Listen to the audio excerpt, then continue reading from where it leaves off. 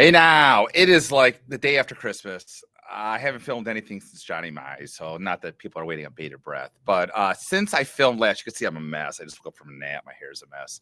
My goal for 2025 was to get through the M's. I don't think I'm going to make it because we are not on any of the M's. We're going to go back in time to Jeff Kent, who got in the Hall of Fame this month through the Veterans Committee. I like this choice. I'm not gonna lie. I do the Hall of Fame a lot, and when the ballot came out, I was worried that like Murphy or Mattingly would get in. I don't think. I mean, the standards have changed since the '80s. Don't get me wrong, but I think of everyone on the ballot, Jeff Kent was heads and shoulders the best candidate on the ballot. Granted, I think the Dwight Evans of the world, the Whitakers of the world, even the Keith Hernandezes of the world should have been on the ballot instead. But I don't make the choices. So for people that were actually on the ballot, I thought the best person by far on there was Jeff Kent. And I really thought no one was going to sneak through. If I had to make a guess of anybody getting through, it was going to be nobody. I mean, my first guess is nobody, and then hopefully it was Jeff Kent. So I was very happy to see him get through. As far as autograph, it's quite an anomaly. There are very, very few Jeff Kent signed baseball cards. I talked to Bill, the Hall of Fame collector. I went online and researched, and there aren't many. They're very rare right now. But Jeff Kent has not done a public signing, in over 10 years. I mean, if you find him, he would sign. He was a pretty grumpy player. So I want to share my screen and talk about Jeff Kent's autograph.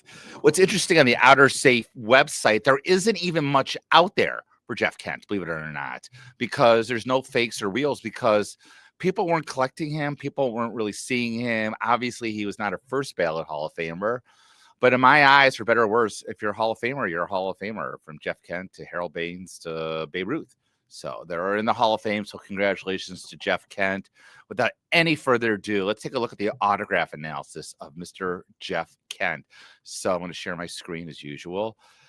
So I'm going to start with my autograph. Now, this was an in-person autograph at his last public appearance, possibly in 2003. It was a TriStar show. I looked it up.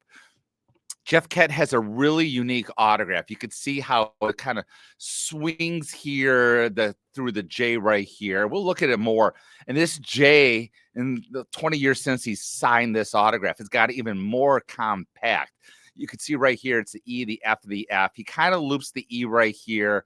He does this really unique Y and into the T, and then he slashes down with the K. It's really 3 strokes total, which we'll look at in a second. And the good thing is it's such a rushed autograph. It's very not eye-pleasing that this K is kind of tough to forge. There's no hesitation whatsoever in his autograph, which is good. So if we go to the PSA database, I mean, we can look right here. Again, you can see that the real thing is like this P with like swished all the way back here, coming down this right here. You can see the J. I can't even tell what he does. I mean, in my autograph going back here, I could see like 3 different EFF here, right here. It looks like 1 or 2. It's a very, very rushed signature. No question about it. This is a little more neat. Let's say you can see right here, the J starts here, whereas again, mine right here, it didn't start there. I don't know when this was signed right here. I mean, I can't see this little window right here. It's blocking me. But you can see the K comes around right here, forms the T. It's a little different. I guess this is an older Dorsey check, obviously. Here's another one where he signed with the J starts here. You can see the F. But again, this T coming out here, coming back, and sort of coming down with the K down here makes it a really unique autograph. There's only 3. This is it in the PSA exemplar database. So I don't think anyone's forging Jeff Kent. So the good news is, and I asked Jeff Rosenberg about this, the night he got elected to the Hall of Fame, TriStar announced he's a TriStar exclusive. And I said, Jeff, how'd you do that? He says, I'm not sharing my secret sauce. So all respect to Jeff. Jeff's a great guy in the industry, but he is doing the TriStar show coming up. You can see his autograph prices right here on the screen.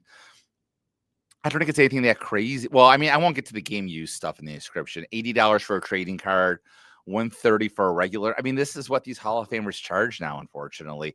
And again, my guess is he does the national. My guess is the prices will stay high for a little bit. They may come down because, like I said, there's a lot of pent-up demand for Jeff Kent. My guess is, like, people need him. The people don't have him. He did that one show where I got him in 2003. And again, so I think the Hall of Fame collectors like myself are going to go out and get him right away. I mean, I learned from the Mickey Mantle story I've shared so many times. You never wait for an opportunity to get one of these autographs when you have a chance. So go for it. Go for it. So that's it with Jeff Kent. We have 4 M's left starting. They're all easy ones, and starting with Paul Molitor. So I'm going to try and knock those out by the end of the year. No way I drop them by the end of the year, though. So happy 2026 to everyone. I hope 2025 was great for everybody. And as always, keep collecting.